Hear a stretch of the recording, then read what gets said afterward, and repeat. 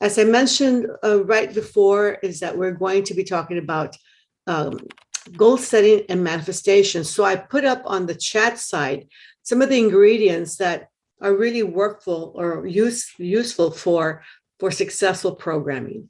And that is desire, belief, expectancy, visualization, imagination, action, and feedback. Hi there, Diane. And these are the ingredients that we pretty much break down right away to and understand clearly when it comes to manifesting your goals, just goal actualization. I think it's really important for us to start from the very beginning in that sense. And if you have any questions along the way, by all means, please do write them down. When it comes to goal setting, it's important to be clear about the goals that you want to achieve. And if you're a novice at this, if you're just beginning to really delve into goal setting, just start with things that you can work with. And I think we got the same thing.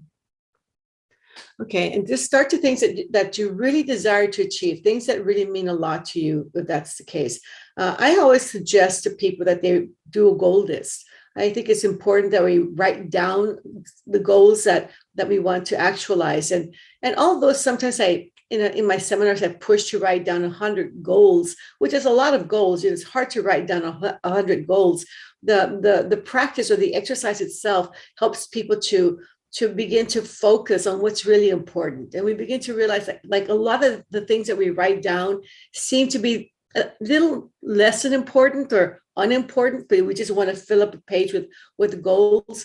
But when we see it on paper, we're able to kind of like say, wow, that really doesn't mean that much to me. And I think this is more important to me. We can categorize them in order of importance. And then we can categorize them after that in order of when we want to actualize them. And so we can, pretty much schedule or just say format our thought process when it comes to goal setting. I think for me, writing down a goal is important. A lot of people say, yeah, I've got it in my head. I know what I want. And that's okay. I mean, some of you are really good at manifesting goals and you don't have to write them down. I tend to do that. But when I really, really want something to be actualized, I do write them down, because that's your first step to giving them some kind of physicality.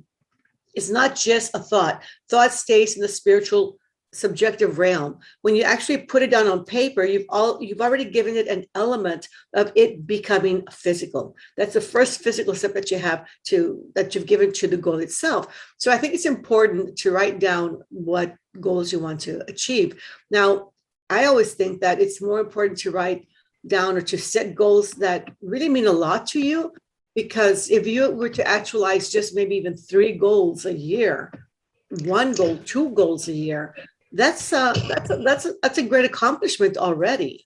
It's better than having down 100 goals that you don't achieve. So remember to keep yourself on mute if possible until maybe we have a dialogue going. Okay. So it's really important, I think, that we actually do start fine-tuning the goals that we want to achieve. And a lot of us probably have already in our heads, well, this is really important. I'm financially strapped. I'm going through the pandemic. It's been really hard to keep up with things, or I developed a health challenge, or whatever it might be. Some things really come to the top of our list, and we know what we want. We know what's important, and we want to go for that. So I'm going to assume, which is not always the best thing to do, that we all have something that we want to work towards. Hi, Dolores. How are you, beautiful? You're as beautiful as ever. And I haven't seen you in years. I haven't been physically next to you in years, but I've been, I keep track of what you're doing and follow up. Okay. Anyways, Dolores that you see on your screen, she's a Silva instructor. She has been for many years. Maybe she's on a little bit of a break right now, but she, to me, has always been one of the best Silva instructors. So just want to throw that out there to everyone. Okay. So and hi, Barbara. It's good to see you too. Great. And, but going back to goal setting and manifestation, if there are some questions that you have about that, then we'll get going. But typically what we recommend more than anything else is the mirror of the mind.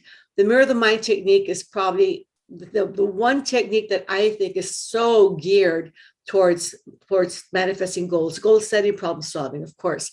And in all actuality, what the Silva method is a course in goal manifestation, because we're always looking to achieve something, whether it's sleeping better or waking up without an alarm clock, or increasing our financial status, or whatever it might be, finding the level of our life. All of these things, really, they're all goals. So the Silva method itself is a course in actualizing the life of your design, and actualizing your goals until you become who you want to be, have what you want to have, do what you want to do, things like that, how you grow and evolve. And so, but the mirror of the mind really encapsulates it all. For me, is the life-saving technique. It's one of those techniques that turned my life around, changed my life, and really is the reason why I'm alive today, because of the mirror of the mind. The mirror of the mind is a very simple technique that has evolved through time. It's simple, and in a simplistic form, it works beautifully. And all you need to do is enter your meditative state. And once you are at level, is that you project a full-length mirror onto your mental screen. Now, your mental screen is just the space that we perceive that is past our eyelids and away from us and slightly above the horizontal level of sight. So it's not looking at it this way, it's slightly above, in a very comfortable position of the eyes. So if I imagine this screen or this space, it doesn't have to have a frame like a screen does, but if we imagine this space to be out and away from us, for me, I kind of perceive it to be about 30 feet in front of me. Yet I can interact with it, which means that I can bring it closer, the image is closer, I can step into it, I can step out of it, I can modify images on that I project onto this mental space that we call the mirror, that we call the mental screen. So to be clear, the mental screen is past your eyelids, slightly above the horizontal level of sight, away from you. Now, once you have that space that we call the mental screen onto the mental screen, you are going to project an image of a full-length mirror. Now, this is what we call the mirror of the mind. The mirror of the mind can be amplified in size to project into it a thing or things, a person or people, a small scene, a large scene. I mean, however it is, whatever you need, it's very, very flexible.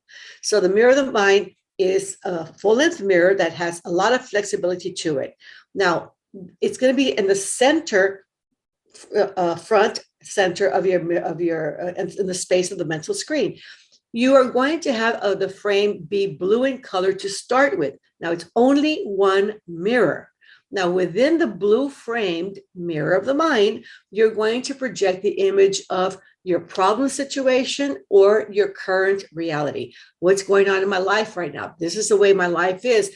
Things are not moving, or I feel like I'm kind of strapped for cash, or I feel depressed, lonely. I mean, whatever your reality might be, or whatever the problem is, because the position of the mirror represents the present. This is what you have going on in your present life. It could be a problem, it could be a situation. Okay. Now, you do this to study it for a while. And the frame is blue to make a distinction between the current reality, the present, and what will be your future reality, or the goal or the outcome. So the frame is blue in color. We project the problem or image or the current reality. We study it for just a few moments. You want to study the current reality or the problem situation, basically to get an idea as to how did I get here?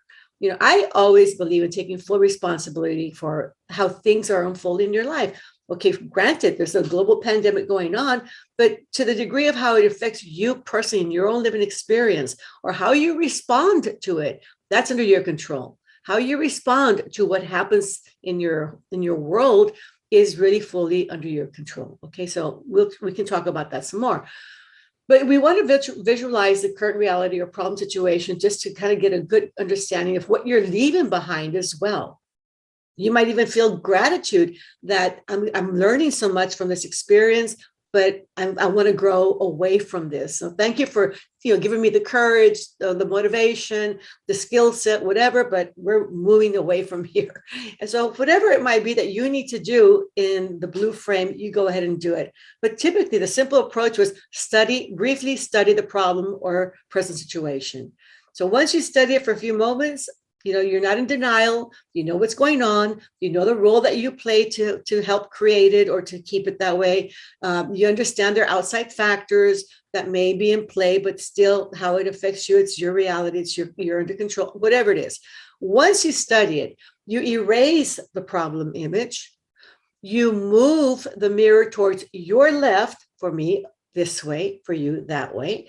So you move the mirror towards your left slightly. It doesn't have to be an extreme movement of the mirror. You just move it slightly to your left to make that spatial distinction as well. Okay, so you have a color distinction of present, future. You also have a spatial distinction of present, future. And once you move the mirror to your left, you change the color of the frame to white. And within the white framed mirror of the mind, or mirror, you project the solution or outcome image that you desire. And I always like to say, once you do that, you always have the thought on the back of your mind, this or better than this.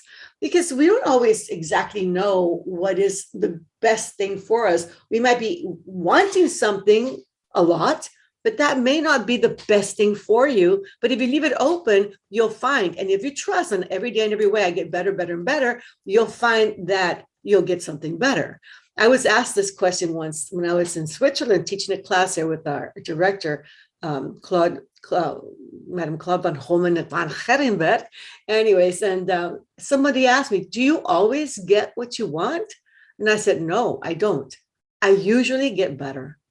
And I'm hoping that that's the approach that you also take, and the belief that you also have, that you truly do believe that every day, in every way, your life is going to get better, better, better. Now, that's something we need to learn along the way. And we learn it through experience and practice. We learn it to being calm and patient. We learn it through the observation and being in a present-centered awareness and noticing what changes, the feedback that we're experiencing. We do that by intellectually knowing that in the past, things have happened in our lives, and we eventually grow out of it, and we do become more skillful or knowledgeable or become wiser, and that there's something always seems to be a good element to whatever may happen to us in our lives, good or bad, that we can look back to and say, wow, I'm now in a better place than I was before. But a lot of these ways of looking at things, a lot of our perceptions really do have to do with your choice, how you choose to look at things. If you want to focus on the good or focus on the bad, it has to do with what you choose to learn. If you choose to learn and can transform, as my father would say, an accident into a coincidence, a wrong into a good, there's always lessons to be learned. So for me, I'm hoping that you come into working with any of your goals, when you set a goal that is to be this or better than this, and that every day and every way, no matter what goes on in my life, it's going to get better, better, and better, because I'm going to make sure that I'm going to get something good out of this so that my life does become better and better through time. So again, I think that's something that we hopefully can agree on.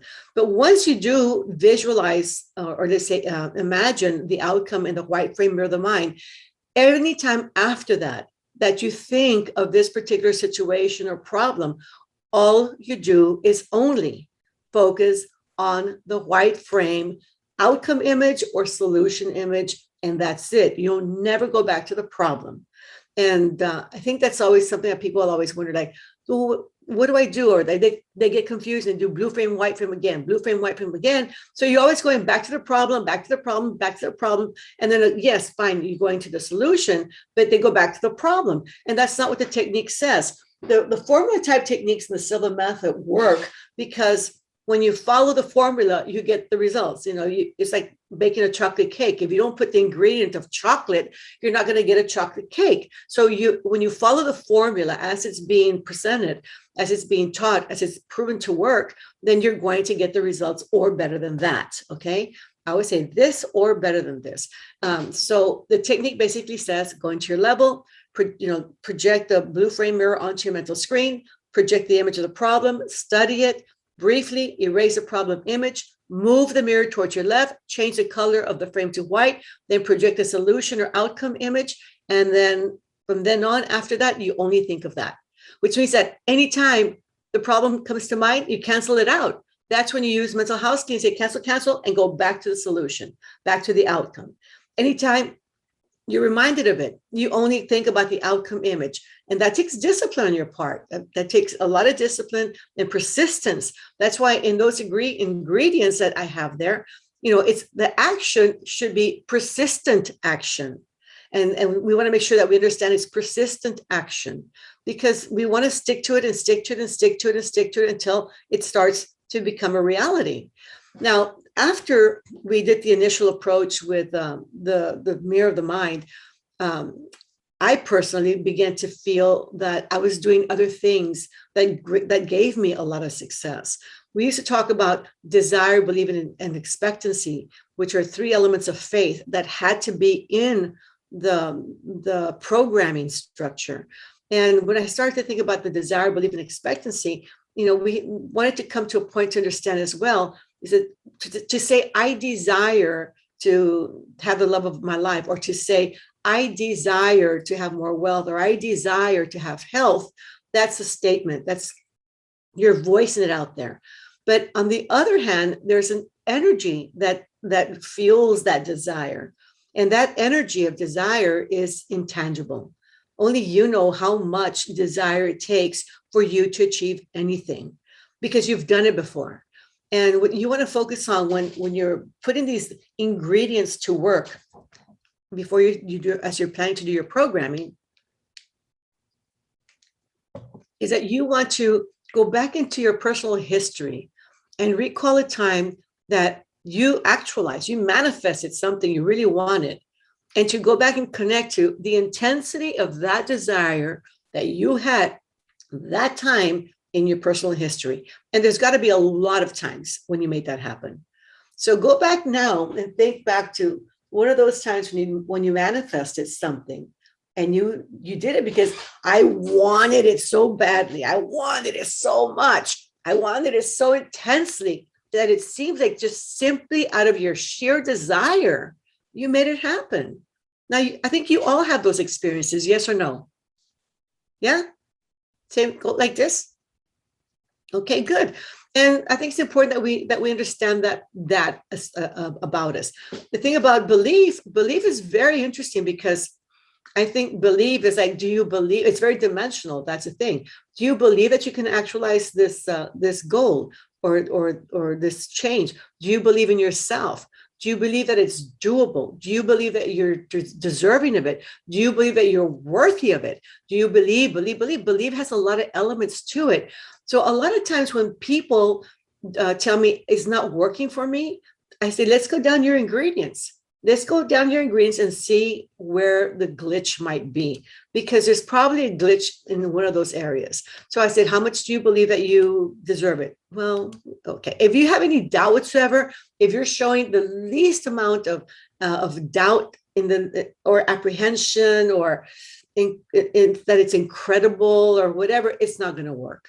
So anytime that something, or let's say your goals aren't actualizing, aren't coming along with you, it's going to be one of those elements, and probably it's going to be more closely related to belief than anything else. So belief is really important for us to look at, especially when your goals, especially when you get the feedback that nothing's happening, you're not moving towards your goal. And so we have the statement that you make to yourself that we call belief, like, I believe that I'm worthy, or I believe I can do it. I believe it's possible. I believe I deserve. Okay, that's a statement you have about the belief.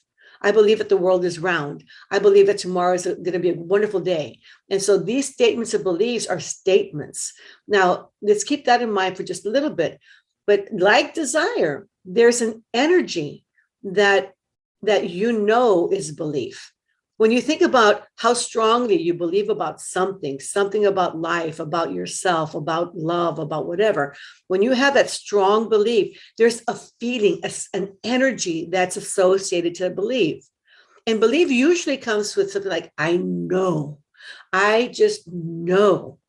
And so we want to connect with the energy of belief as much as we do with the statement of belief. And they need to be congruent. What you believe in about love, life, money, your health, your weight, about anything, relationships, anything, must match the energy of belief. And you have in your past history made things happen, materialized, actualized, manifested things because I just knew it was the right thing to do. It had to be done. I just knew it. In my bones, I knew that. And I think we've all had that experience, and you've probably have had it many times. That is the kind of intense energy of belief that you want to bring into any programming you do to actualize any goal that you want to actualize. The other energy is expectancy. The interesting thing about expectancy is that expectancy is a belief. So they're like really tied together. But expectancy is a belief that comes with absolute conviction. Without a doubt, it is going to happen. So if you can bring that absolute conviction into all your programming, not if, when you do, you will actualize it. I usually tell that story about a young the people who come together, like here in South Texas where I live. It's really, really hot. And although we got a big storm the night before that flooded one of my back rooms, it's usually not that way. We tend to experience a lot of drought situations, and the conditions are not always, we don't get a lot of water around here. But at any rate, but this story basically says that in communities like our own, we go to church and we attend services or of whatever kind. The priest or the pastor is going to say, hey, we're coming together to pray for rain. We're in dire need of rain. Cattle are dying, like here in our area, people are dying. It's been really bad. So they form groups and they announce it and what have you, and people will gather and pray for rain. And so such was the case in this story that I'm sharing. And so a lot of people come in to pray for rain because they know that when people come together in numbers, it's more likely to occur. Yet only one person shows up with an umbrella. That's expectancy. And if we can have that conviction that I'm going to show up with my umbrella, when I'm doing my programming, because I know with absolute conviction that it's going to happen, that's powerful. That's powerful. So when you have desire, belief, and expectancy, when they come together, that's what we call faith.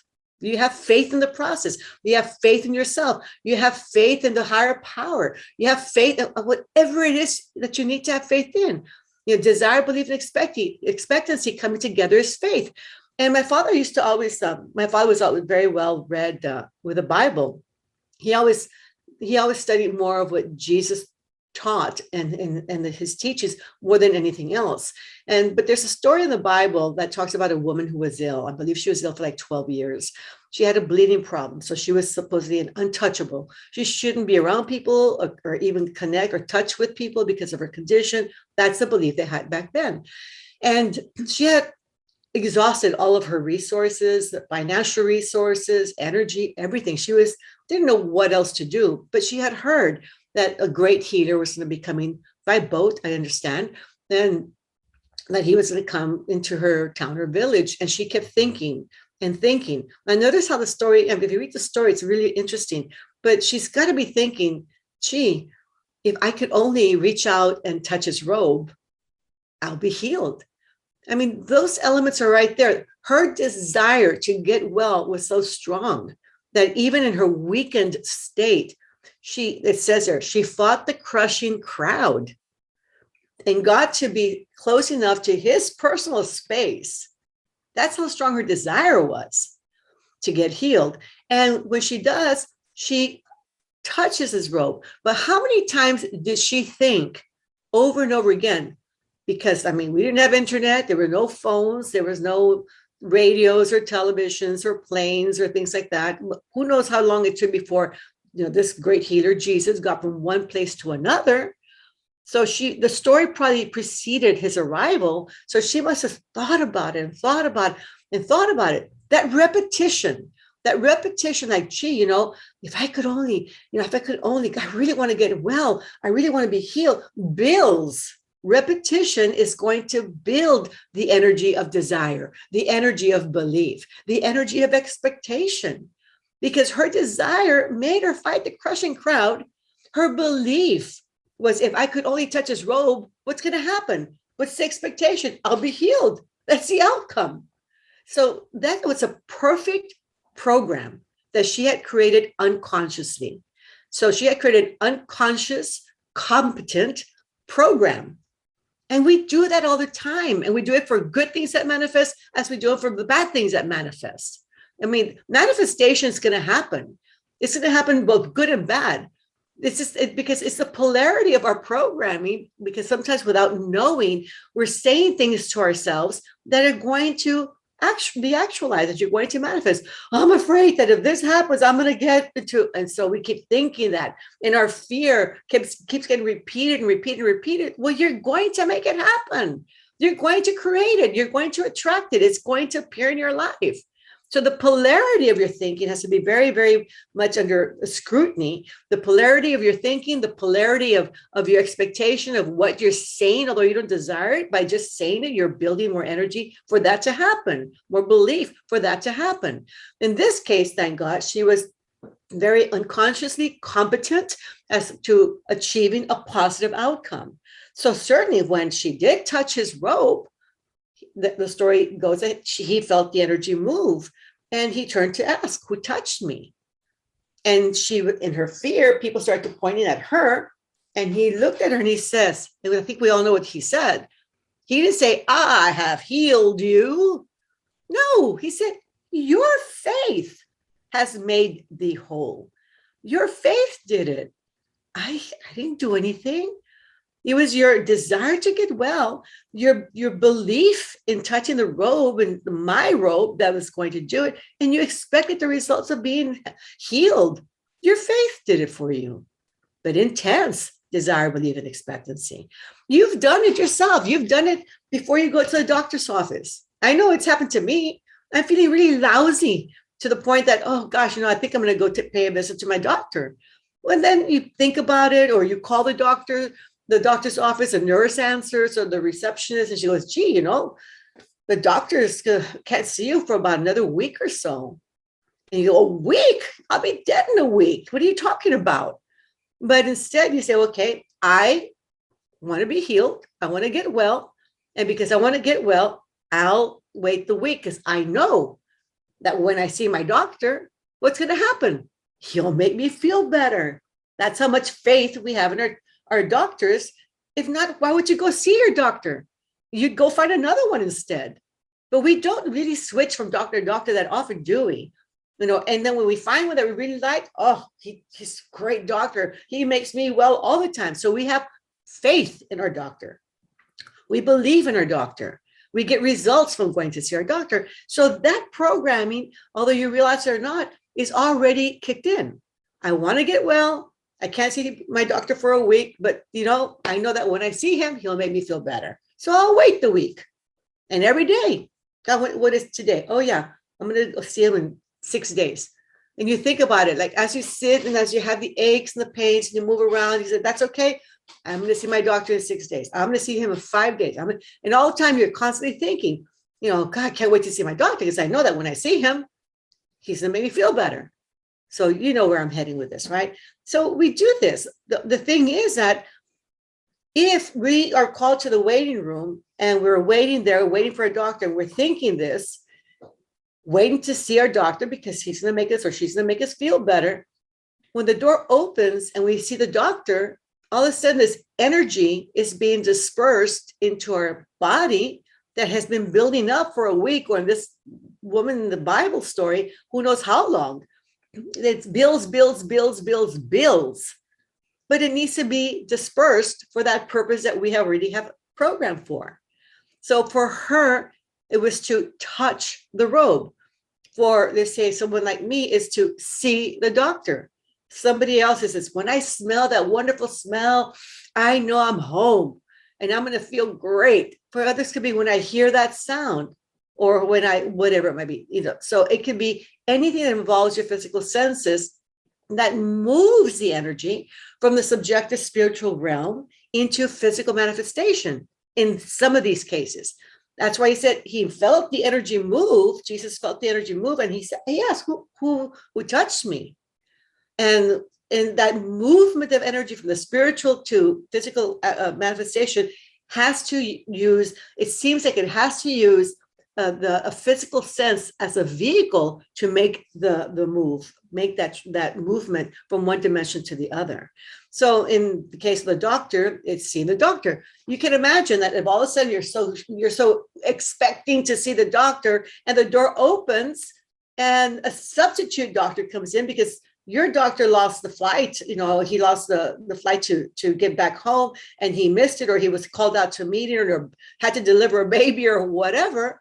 So if somebody else shows up, do you think that you're going to get the same outcome of getting well again? Or do you think that the woman, she almost touched the rope, but she missed it? He got away from her. Do you think she would have gotten the same outcome of healing? Probably not, because that wasn't the program. It wasn't the program that was so clear, so perfect, unconsciously done, but very, very, very competently done.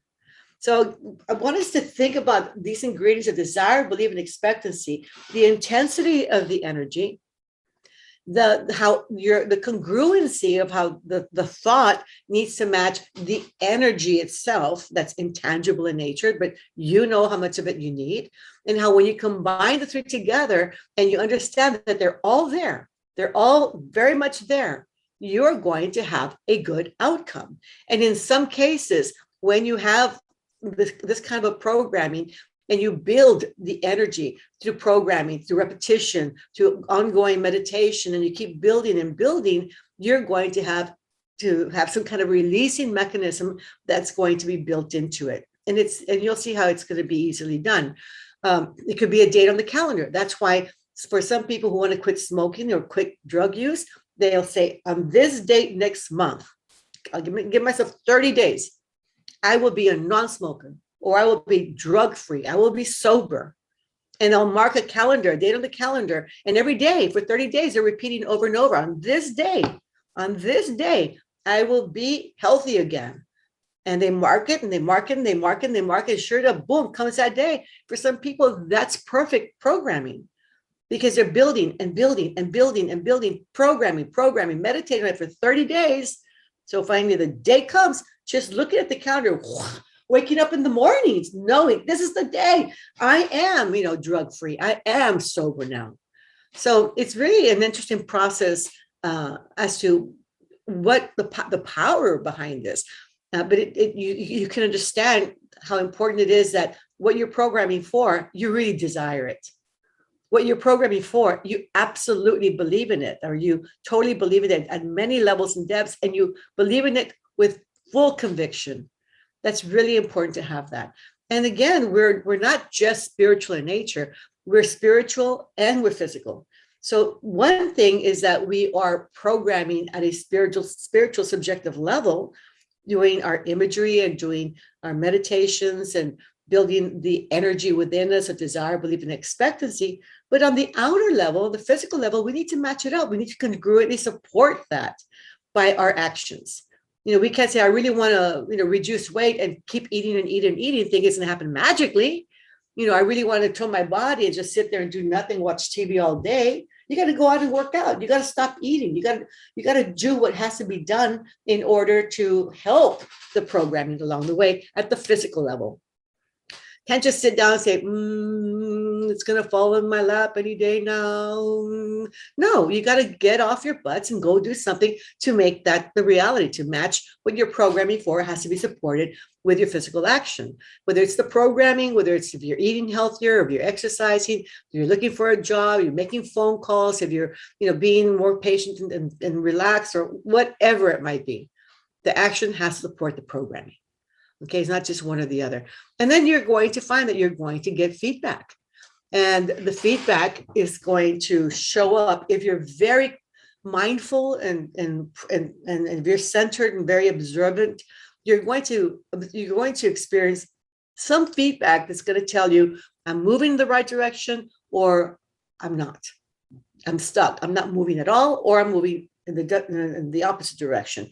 So that feedback don't judge it. It has make no judgment over the feedback. It's just information that's coming to you that in relationship to your programming. So if I'll give you, I don't know if I gave you or the other group I talked to just recently, the example when I was in my early 20s, or, I was like involved with this guy who I was totally in love with. I was like madly in love with him. And it was not a good relationship, but I was like totally crazy over this guy. Crazy is the right word. Okay. And so when it broke up, I was miserable. I was depressed. I stopped eating. I was over drinking. I was just in a bad state. And you might say, how is it possible that the daughter of Jose Silva goes through this? Simple. I wasn't practicing. I wasn't doing any of that. All I wanted was him in my life. And if it was going to happen, I was miserable. And people can't control. And that was a big lesson for me. My parents, no matter how much they programmed for me to snap out of it, I had to want to snap out of it. I had to come to that realization myself, because you can't force people to think, do, or believe things that they're not ready to do, or think or believe in. So going back to the story, I was so broke. I mean, I kept, I was broke and I was sick and I was hanging out with wrong people and I was miserable and I was in a bad place during that time. And my brother Tony was teaching the Silva method, and I had just kind of started, but it was like this whole messy situation had just come into play.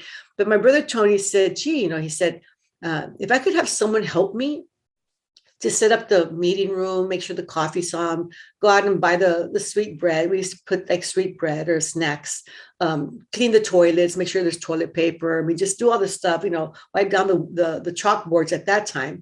Chalkboards, you're talking about 46, 47 years ago. He said, if I could have someone help me, I'd be happy to split my profit with them. And I heard, money? I said, I need the money. So I said, I'll help. And it was very, very apparent. And I don't blame him that at that time, he probably thought anybody, but not Laura, because she's not reliable or dependable. And I can't even count on her for doing this. And I said, please, Tony, give me a chance. I promise I'll be there. I'll be there. And he said, fine. Reluctantly, he agreed.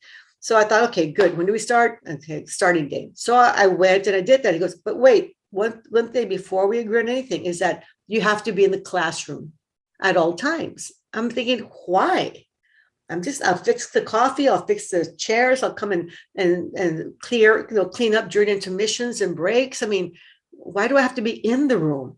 He says, because I need your help. He said to me, I need for you to look at the people, and if they look comfortable, then that'd be great. But if you notice that someone's fidgeting too much and they feel like they're uncomfortable, they're looking at other people, like they're not buying into this or whatever, I'd like for you to come and let me know so that I can go talk to them and see if they're okay. I thought, all right, sounds reasonable. What did I know? I wasn't lecturing. I wasn't in the front of the room. I was in the back of the room. Well, sure enough, he starts to talk and everyone's looking forward. I can't see them. I'm looking at their heads from behind. I haven't seen the back of the room. So I'm thinking, what everybody looked like to me from this angle, so that was that. But there was nothing else for me to do but to listen. And when I started listening to him, I thought, wow, this makes a lot of sense. It'd been a long time since I had gone back to repeat the course itself in its entirety in a classroom setting like that. And then I did the meditations. I'm like, gee, this feels really good. I hadn't done this in a while. And it was like coming back home to me. And it kind of felt really healing in that way, because I was so miserable and unhappy.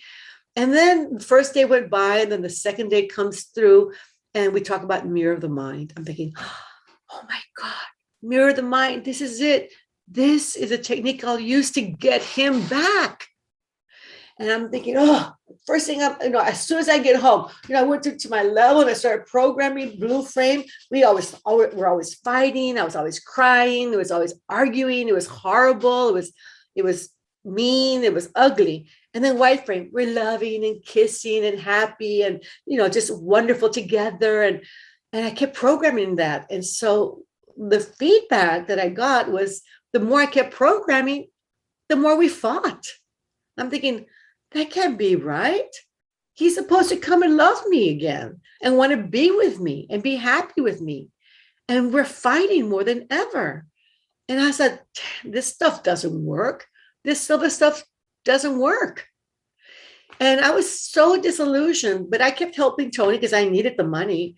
And then the next time that he taught the class, like about a month later, I went back again, totally reluctantly, sitting in the back of the room, and this time when he went back to the mirror of the mind, I heard something that I had never heard before, or at least I thought I had not heard.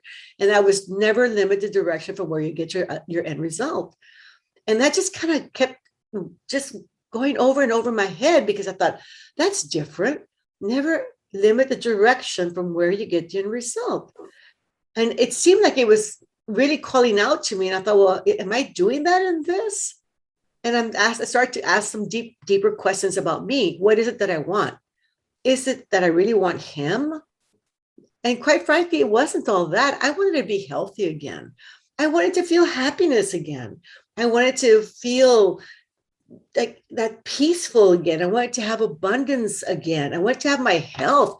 I was probably like 30 pounds less than I am right now. And I'm not an overweight person, but I was just really, really thin. I was in the hospital twice, once with pneumonia, another time that they thought I had some kind of kidney failure, which I didn't, but it was a really bad situation in my life. I just wanted to get back to being me. And I realized I'm thinking to myself, the only way I'm going to be that way is through him. So it was a big realization for me. And I'm saying I'm totally limiting the direction from where I'm getting my outcome. So I got him out of the picture. That was hard enough to do.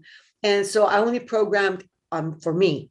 And I only put myself on the mental screen. And I was like totally like thin. I had no shine to my eyes. I was pale.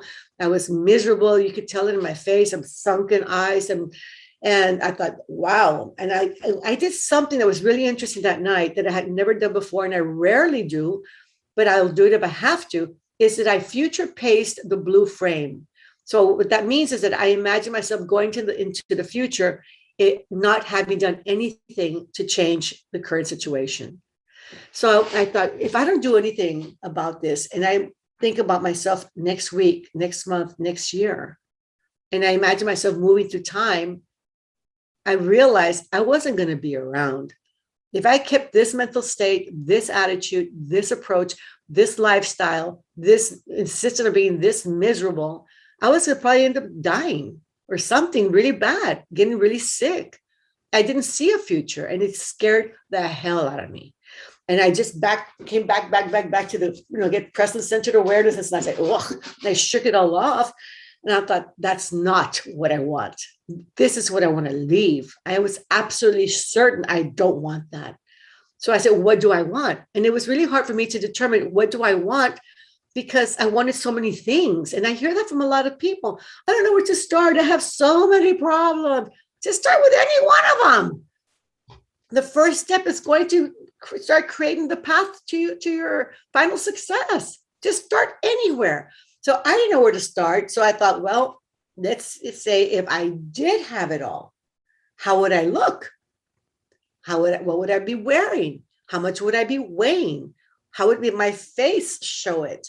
How would the energy be radiating out of my body? What would my posture be? Because I was always like slouched down. What would my posture be like? So I said, if I did have it all, how would I represent that? And I created an image of myself having it all. And I thought, like, kind of thing. And I thought, oh my God, it was so clear how bad my self-esteem and self-worth was, because it seemed like such a distant, huge space between my real self and my ideal self seemed to be so far apart. But you know what? little by little, they got closer and closer and closer and closer and closer together. Within about a week's time after I did that programming with him out of the picture, so the company was working with moved him like 600-700 miles away. And I was like shocked. Like, what am I going to do now? He's not here. And I thought, well, I can't control that. And so sure enough, as would have it, the calls were less. There was no physical contact. There was no communication. And that kept getting less and less through time. Meanwhile, my brother Tony kept having me go and work with him and help him. And then all of a sudden, one day, Tony says, hey, I'm having a stomach issue.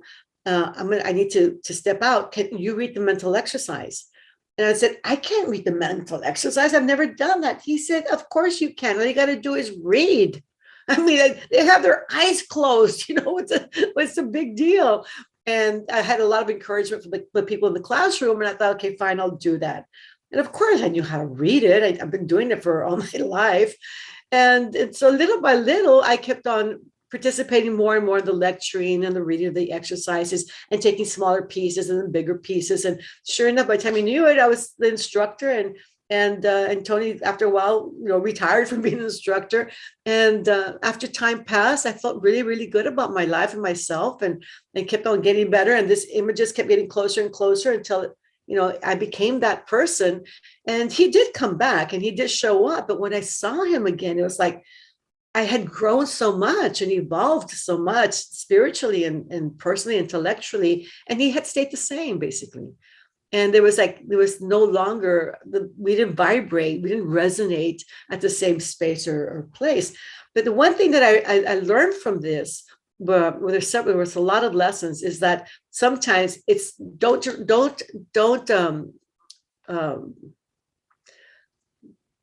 the direction from what do I say before? don't limit. Limit? Don't limit. Thank you.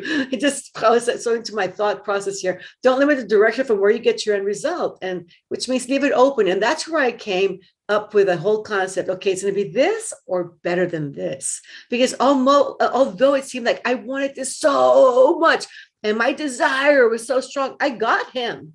But then it was a terrible thing when I got him that eventually it fell apart. It wasn't going to be long lasting or happy or good. But so don't limit the direction from where you get to your end result. So I always leave it open. It's going to be this or better than this.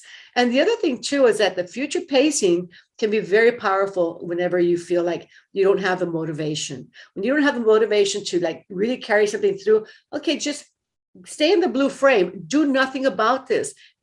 Project yourself into your future, not doing something. Right now is your chance to do something. But if you don't do something about it right now, where will you be in a year from now, or a month from now? It doesn't matter. And you'll see that I have the power right now. I can turn this whole thing around right now by just taking some proper action. And the other thing too is that what I also did was that I, for the first time, and then that's why I started to teach it that way, stepped in to the image of the outcome image. So when I stepped into that me, having it all, I was like, whoa, this is amazing. It was just so amazing. I mean, I could feel the vibration going through my body. This is it. It was incredible. And from that point on, I have always encouraged people, step into the outcome image, step into it with all of your mental senses and experience it fully and completely and burst out. This is what I desire. This is what I believe in. This is what I expect. And allow this energy to fill you so completely. And then while being in the white frame, in the image of the white frame, future pays that. And then you look back and around you and you hear people saying positive things about you. You look at all the other benefits you get. You experience all the joy that comes with that. So it's a really full, high energy, high emotionally infused meditation. It's very, very dynamic. So from now on, instead of how we said in the original Silva method, Mirror of the Mind, when we said, from this point forward, anytime you think of the problem, only think of the solution instead. I say anytime you think of the problem, experience yourself in the outcome image already having gone past that. It's behind you. My father used to say, pray, believing you have already received.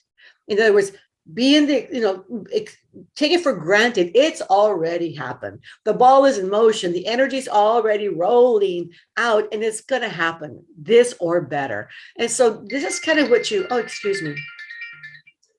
So this is what basically are the ingredients. These are the basic ingredients: desire, belief, and expectancy. Those can be emotions and energies, but they're coherent in nature.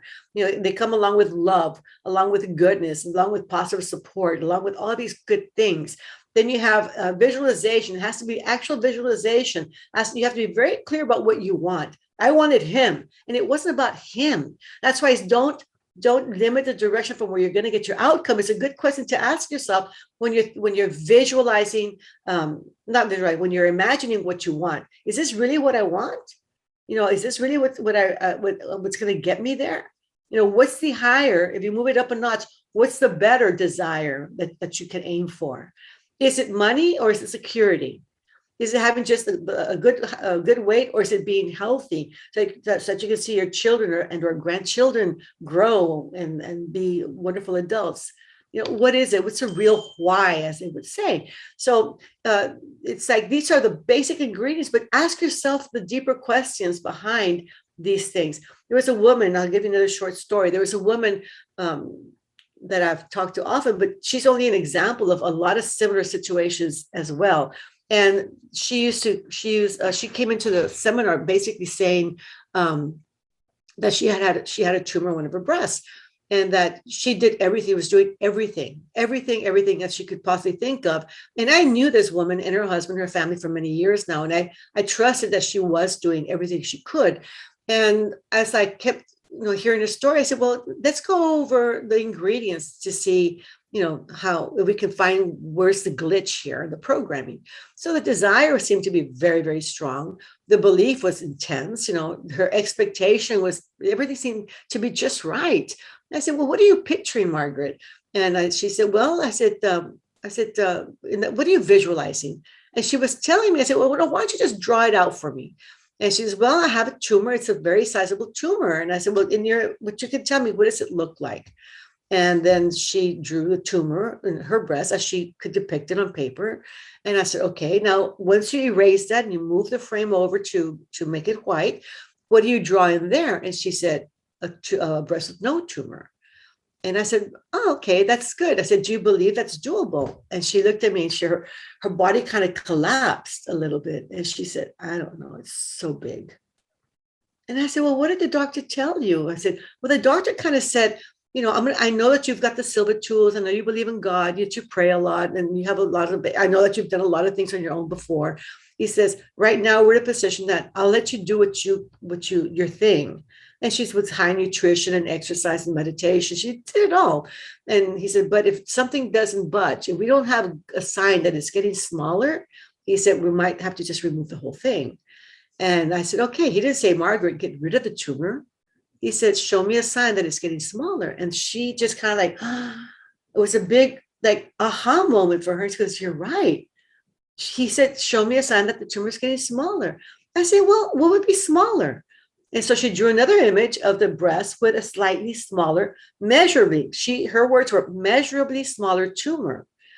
And I said, can you do that? He goes, that's easy. I'm thinking, well, then do that. So she said, that's what I'll do. So it wasn't until we put it on paper and we asked those questions.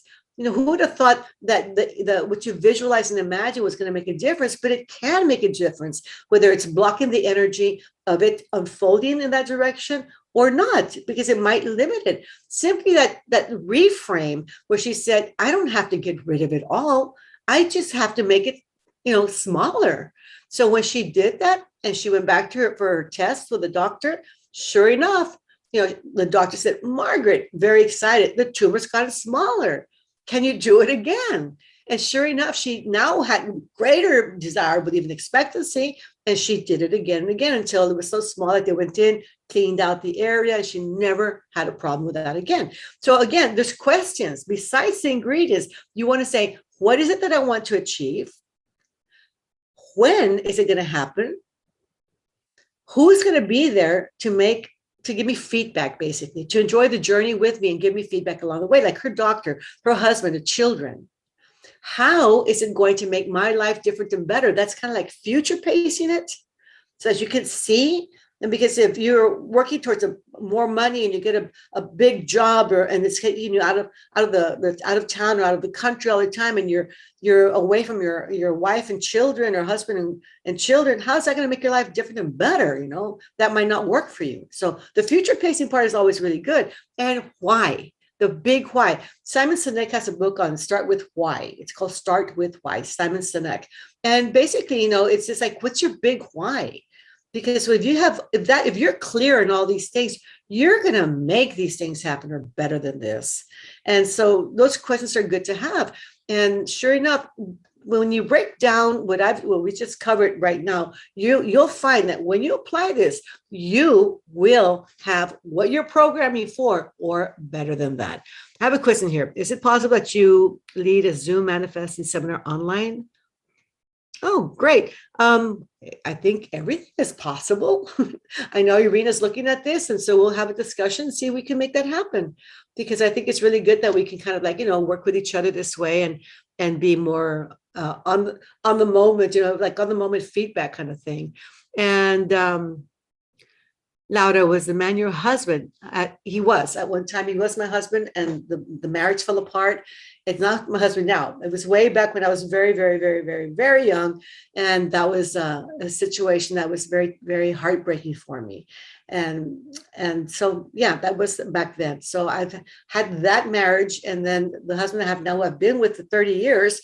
Has been the most remarkable man that I did program for using the technique my father taught me about finding the soulmate, but that's a whole nother Zoom call. Okay. But yeah, I programmed for him, and we followed each other, and it was the most wonderful, and has been the most wonderful marriage and relationship and love story. And it's just wonderfully, wonderful good. So yeah. So yeah, anyway, so if you have any questions, I know I did all the talking this time, and let me see. A class on clarity would be really great. Barb, what do you mean like on clarity? Like clearing up kind of the mixed ideas that people get here, something like that? Sometimes just be more clear in how to feel confident with the techniques. Would that be something? No? What do you mean clarity in what way? No, I was thinking clarity on your why and your own clarity. I think a lot of times when you keep asking the questions and keep asking the deeper questions, when you're meditating and keep saying, okay, what is my big why? Well, my big why is going to be this. Okay. And if I had that, is there a bigger why than that? And you say, well, yeah, then it would be for this. Okay. And if I had that, is there a bigger, more resounding why I want this? And then eventually I think you get to a point where there's no other answer. This is my big why. I think it's really important that we learn to ask ourselves questions, deep questions, and we don't always do that.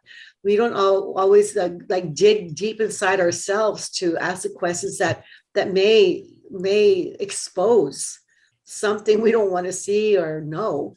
And a lot of times, we come to realize that we certainly are the ones playing a role in a lot of the situations that occur in our life.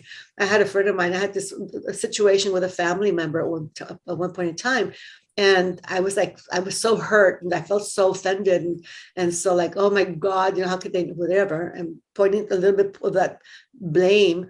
And a friend of mine who's a therapist and a Silva instructor, she said, have you thought about the role you played in this? And I said, what? What do you mean, me? I didn't play a role in this. I said, no, think about it. And I thought, when you really had to think about it, I thought, yeah, absolutely. And it just shifted everything, and it allowed the healing to start. And so a lot of times we don't ask ourselves the questions that we need to ask ourselves. So I think, we can maybe work on how to bring more clarity into our lives. We can maybe add that as a topic for another call. Okay, thanks for that. And then, can we create such mirror of the mind for our children, or is it always for ourselves only? It's always a question people ask, but you know how I mentioned that you can't make someone think, do, or be a certain way that they're not ready for. We're not all on the same page. We're not on the same level. But as a parent, it is your obligation anyway to do whatever you can to move the energy in that direction, to move circumstances in that direction. And so I would always encourage parents to do a mirror of the mind for their children as well, knowing that it's best for the child to do it for themselves. But until they get to that point, it can certainly make a difference. So absolutely do anything. If it comes to mind, I say do it. You only have things to gain, nothing to lose from doing that. And have a real strong expectation. Expectation leads to outcomes. I think you've all probably heard about the study that was done many, many, many years ago of teachers. One had the gifted and talented children, and the other teacher always taught the slow learners. And one year in this particular study was a very well done study. The teacher that taught the gifted and talented students was told that she was going to have the best. I mean, she was so lucky because she was having the best students that could possibly have ever been chosen for her. She was all excited, where in fact, they gave her the slow learners. And the teacher who always taught the slow learners said, oh gosh, I'm so sorry for you. This is going to be a really rough year for you, because really, these are the worst kids you've ever picked. And they gave her the gifted and talented students.